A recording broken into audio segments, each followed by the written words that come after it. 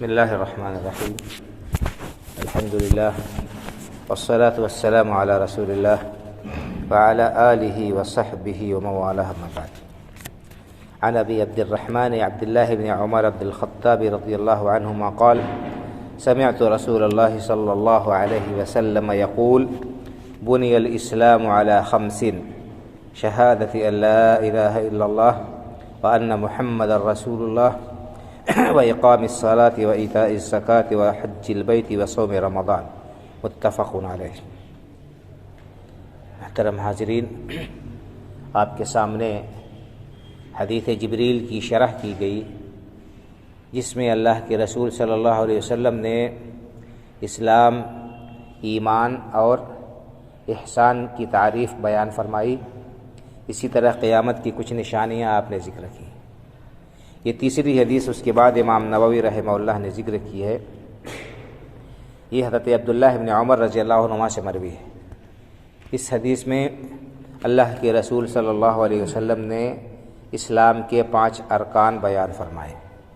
تو اس کا مضمون حدیث جبریل میں گزر چکا ہے، لیکن یہ 5 ارکان اتنے اہم ہیں جن پر اسلام کی بنیاد ہے کہ ان کو الگ سے اس حدیث کو ذکر کر کے امام نووی رحمہ اللہ نے ان کی تاکید کی ہے کہ یہ 5 چیزیں آدمی کے اسلام کی بقا کے لیے بہت ہی لازمی اور ضروری ہے. ان کے بغیر انسان کا اسلام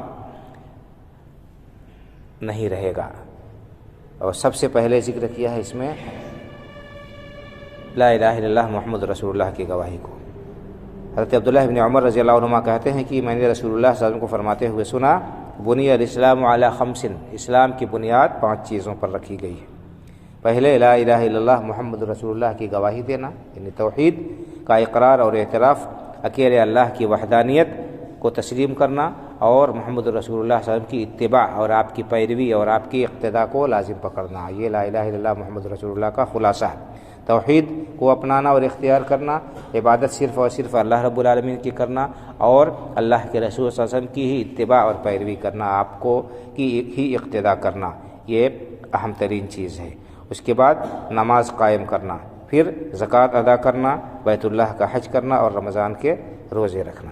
تو اس حدیث کو امام نووی رحمہ اللہ نے ذکر کیا الگ سے. کیوں؟ تاکہ مزید تاکید ہو جائے، ان چیزوں کی اہمیت کا ہمیں اندازہ ہو جائے. تو قرآن کریم میں اور حدیث مبارکہ میں اس بات کو اس مضمون کو جگہ جگہ بیان کیا گیا ہے. تو اسی لیے کیونکہ یہ بہت ہی اہم اور بنیادی شے ہے. لیکن افسوس یہ ہے کہ جس قدر تاکید ان ارکان کی گئی ہے اور جس طرح بار بار بیان کیا گیا ہے، اسی قدر ہمارے اندر لاپرواہی پائی جاتی ہے ان ارکان کی ادائیگی کے تعلق سے. زبان سے کلمہ پڑھ لیتے ہیں، لیکن اس کلمے کا کیا مفہوم ہے، اس کے کیا معنی ہیں، اس کا کیا تقاضا ہے، وہ ہم نہیں سمجھتے ہیں، نہ اس پر عمل کرنے کی کوشش کرتے ہیں. نماز کے سلسلے میں کتنی کوتاہی پائی جاتی ہے، یہ بیان کرنے کی ضرورت ہی نہیں ہے. تو حالانکہ نماز انتہائی اہم فریضہ ہے اسلام میں داخلے کے بعد، اور کسی بھی حالت میں نماز معاف نہیں ہے، نہ حالت جنگ میں، نہ حالت امن میں، نہ صحت کی حالت میں، نہ بیماری کی حالت میں. انسان کو جب تک ہوش ہے اس وقت تک نماز پڑھنا ہے. اللہ کے رسول صلی اللہ علیہ وسلم نے کبھی بھی نماز بغیر جماعت کے نہیں پڑھی، نہ کبھی نماز ترک کی. آج ہم آپ کی اقتداء کا دعویٰ کرتے ہیں، لیکن ہماری نمازوں کا کیا حال ہے، یہ اظہر من الشمس ہے، بیان کرنے کی ضرورت نہیں ہے. تو اس حدیث کو امام نووی رحمہ اللہ نے ذکر کیا ہے تاکہ ہم ان ارکان کی اہمیت کو سمجھیں اور عملی طور پر ہم آمادہ ہوں اور تیار ہوں ان کاموں کو ادا کرنے کے لیے. تیسری بات آپ نے جو بیان فرمائی زکوٰۃ، اس کے سلسلے میں نے بیان کر دیا تھا زکوٰۃ کا نصاب کیا ہے، اور اسی طرح سے زکوٰۃ کس مال میں فرض ہے، بس یاد دہانی مقصود ہے. اسی طرح حج بیت اللہ، جس شخص کے پاس استطاعت ہے، اگر وہ حج کے لیے نہیں جاتا ہے تو بہت بڑا مجرم اور بہت بڑا وہ گناہ گار ہے. یہاں تک کہ حضرت عمر رضی اللہ تعالیٰ عنہ کے بارے میں آتا ہے کہ انہوں نے کہا ایک بار کہ میرا ارادہ ہے کہ میں پتہ لگاؤں کہ کون لوگ استطاعت رکھنے کے باوجود حج کرنے نہیں جاتے. میں ایسے لوگوں پر جزیہ لگاؤں گا. جزیہ غیر مسلم پر لگایا جاتا ہے اسلامی حکومت میں ٹیکس. کیوں؟ اس لیے کہ یہ مسلمان نہیں ہے. جو آدمی استطاعت رکھنے کے باوجود حج کے لیے نہ جائے، اس کے سلسلے میں حضرت عمر رضی اللہ تعالیٰ عنہ کا یہ ارادہ تھا کہ وہ اس پر جزیہ لگانا چاہتے ہیں. بہت سے لوگ ایسے ہیں جن کے پاس میں بے حساب پیسہ ہوتا ہے، دولت ہوتی ہے، لیکن وہ حج جیسی اہم عبادت اس فریضے کو ادا کرنے میں کوتاہی کرتے ہیں اور اگلے سال کر لیں گے، اگلے سال کر لیں گے، اگلے سال کر لیں گے، دنیا کے حرص میں پڑے ہوئے جو ہے رہتے ہیں دنیا کمانے کے لیے، اور اس کے بعد حج نہیں کرتے ہیں، رخصت ہو جاتے ہیں۔ ایسے واقعات پیش آئے ہیں، اگر ان کو بیان کیا جائے تو افسوس ہوگا، پتہ چلے گا۔ مجھ سے خود ایک صاحب نے کہا کہ میں حج نہیں کر رہا ہوں، کیوں؟ اس لیے کہ کاروبار ہے اور ابھی حج کر لوں گا تو پھر جھوٹ چھوڑنا پڑے گا، اور یہ نہیں ہو پا رہا ہے، اس وجہ سے میں حج نہیں کر رہا ہوں۔ صاف صاف انہوں نے یہ بات کہی مجھ سے۔ اور بھی اس طرح کے واقعات ہیں۔ اللہ تعالیٰ لوگوں کو ہدایت دے۔ دنیا کتنے دن کی ہے، کب آنکھ بند ہو جائے انسان کی کیا پتہ ہے، لیکن انسان دنیا کا اتنا حریص ہے، حرام حلال کی تمیز نہیں کرتا ہے، اور جو کچھ چھوڑ کر جائے گا ناجائز کمائی، وہ اس کے لیے وبال جان ہوگی، تو بہرحال حج فریضہ ہے، زندگی میں ایک بار فرض ہے، اور اس کی ادائیگی میں اگر فرض ہو جائے تو انسان کو کوتاہی نہیں کرنی چاہیے۔ کب کیا حالات پیش آ جائیں، 2-3 سال ہم نے دیکھا کہ اچانک یہ وبا آ گئی، عالمی کرونا، جس کی وجہ سے دنیا بھر میں سے لوگ حج کے سعادت سے محروم ہو گئے، جو وہیں پر مملکہ میں موجود تھے، انہی میں سے بہت محدود لوگوں کو حج کی اجازت ملی، ایک طرح سے شعائرہ ادا ہو گیا۔ تو بہرحال یہ بھی حج بھی اسلام کے اہم ارکان میں سے، اس کی ادائیگی جس کے اوپر فرض ہو جائے فوراً کرنا چاہیے۔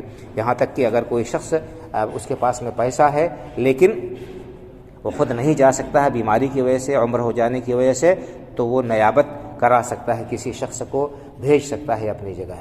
اس سلسلے میں بھی حدیث آتی ہے کہ بنو خثعم قبیلے کی ایک خاتون نے اللہ کے رسول صلی اللہ علیہ وسلم سے پوچھا، کسی ایک خاتون نے پوچھا اللہ کے رسول صلی اللہ علیہ وسلم سے کہ اے اللہ کے رسول صلی اللہ علیہ وسلم، میرے والد ہیں اور ان کی عمر ہو گئی ہے، بہت ضعیف ہو چکے ہیں، اور لیکن حج ان پر فرض ہو گیا ہے، تو کیا میں ان کی طرف سے حج کروں تو حج ہو جائے گا؟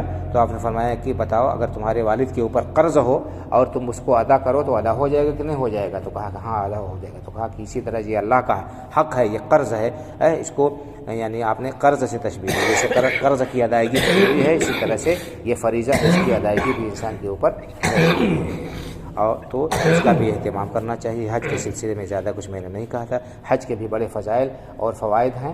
اللہ کے رسول صلی اللہ علیہ وسلم کا ارشاد ہے، آپ کی حدیث پاک ہے، آپ نے فرمایا کہ من حج فلم یرفث ولم یفسق رجع کیوم ولدتہ امہ، جو شخص حج کرے اور حج کے بعد حج میں گناہ کے کام نہ کرے، غلط کاری نہ کرے، اللہ کی نافرمانی نہ کرے، تو اپنے گناہوں سے اس طرح سے پاک صاف ہو جاتا ہے، دھل کر جیسے اس دن پاک صاف تھا گناہوں سے جس دن اپنی ماں کے پیٹ سے نکلا۔ ماں کے پیٹ سے جب بچہ نکلتا ہے ماں کے پیٹ سے تو وہ گناہوں سے دھلا ہوتا ہے، اس کے اوپر کوئی گناہ نہیں لکھا ہوتا ہے، معصوم ہوتا ہے۔ اسی طرح جو آدمی اللہ کے لیے حج کرتا ہے وہ گناہوں سے دھل جاتا ہے، اس کے گناہ گناہ اس کے دھل جاتے ہیں، صاف ستھرا ہو جاتا ہے۔ اسی طرح سے آپ نے فرمایا کہ الحج المبرور لیس لہ جزاء الا الجنہ، حج مبرور، حج مقبول کا بدلہ جنت ہی ہے۔ تو اتنا عظیم یہ جو ہے شعیرہ ہے اسلام کا، اتنا عظیم رکن ہے، اس کے ادائیگی کرنے والا اخلاص کے ساتھ اس کے گناہ معاف ہو جاتے ہیں، اور اللہ کے رسول صلی اللہ علیہ وسلم نے ایسے شخص کے لیے جنت کی بشارت دی ہے۔ تو اگر کوئی شخص کوتاہی کرتا ہے تو بہت بڑا محروم ہے، اپنی دنیا بنانے کے لیے آخرت کو برباد کرتا ہے۔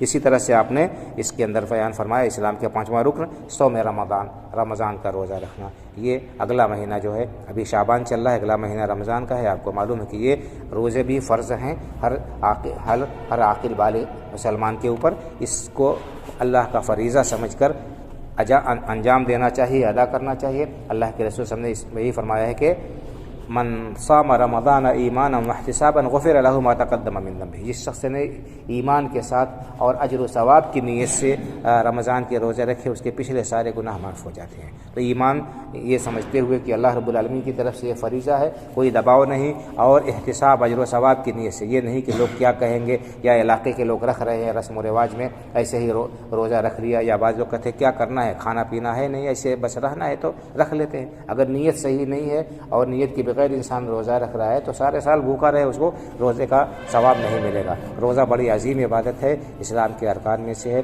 اس کے بہت سارے فوائد اور فضائل ہیں، وقت نہیں ہے کہ ان کو بیان کیا جائے۔ بہرحال ہر شخص کو یاد رکھنا چاہیے کہ یہ 5 اسلام کے ارکان ہیں، اور جس کے اوپر فرض ہو جائے ان کو ان کی ادائیگی کا پاس و لحاظ رکھنا چاہیے، خیال کرنا چاہیے، اہتمام کرنا چاہیے، تاکہ ان کا اسلام محفوظ رہے، ان کا دین محفوظ رہے، اور اللہ رب العالمین کی پکڑ سے بچ سکے۔ اللہ تعالی ہمیں دین کی سمجھ عطا فرمائے، اس کے مطابق عمل کرنے کی توفیق سے نوازے، آمین۔ وآخر دعوانا الحمد للہ رب العالمین۔